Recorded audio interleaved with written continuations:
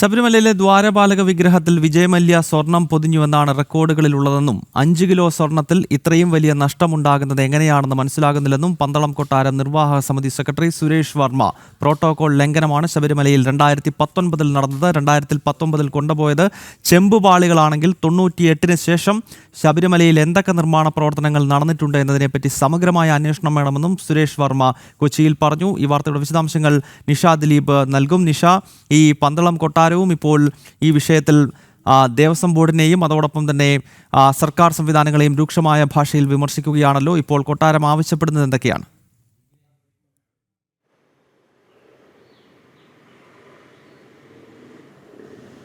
ഗൗതം, ശബരിമലയിലെ കാര്യങ്ങളിൽ വലിയ ദുരൂഹതയുണ്ട്. അതുകൊണ്ട് തന്നെ സമഗ്ര അന്വേഷണം വേണമെന്നാണ് സുരേഷ് വർമ്മ പറയുന്നത്.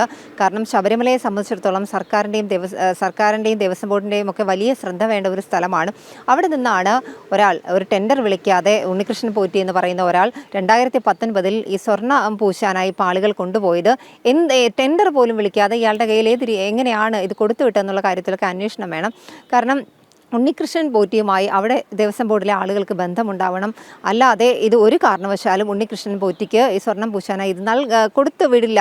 ആ ഒരു കാര്യം തന്നെയാണ് അദ്ദേഹം ഉറപ്പിച്ച് പറയുന്നത്. അതുകൊണ്ട് തന്നെ സമഗ്രമായ ഒരു അന്വേഷണം വേണം. ശബരിമലയെ സംബന്ധിച്ചിടത്തോളം 2019 ശേഷം ഭക്തജനങ്ങൾ എല്ലാവരും തന്നെ ശ്രദ്ധിക്കുന്ന ഒരു പ്രധാന ഇടമാണ് ശബരിമല.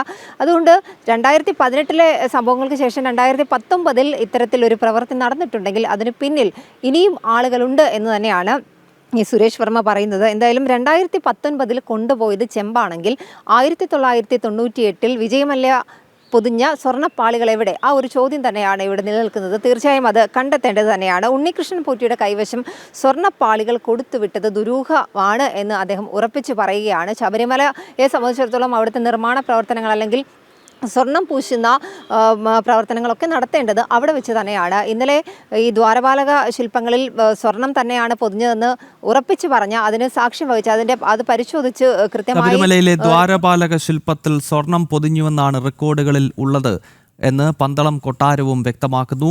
1998 ശേഷം ശബരിമലയിൽ നടന്നിട്ടുള്ള നിർമ്മാണ പ്രവർത്തനങ്ങളെപ്പറ്റി സമഗ്രമായ അന്വേഷണം വേണം എന്നാണ് ഇപ്പോൾ കൊട്ടാരവും ആവശ്യപ്പെടുന്നത്. കൊച്ചിയിൽ നിന്നും നിഷ ദിലീപാണ് ഈ വാർത്തയുടെ വിശദാംശങ്ങൾ നൽകിയത്.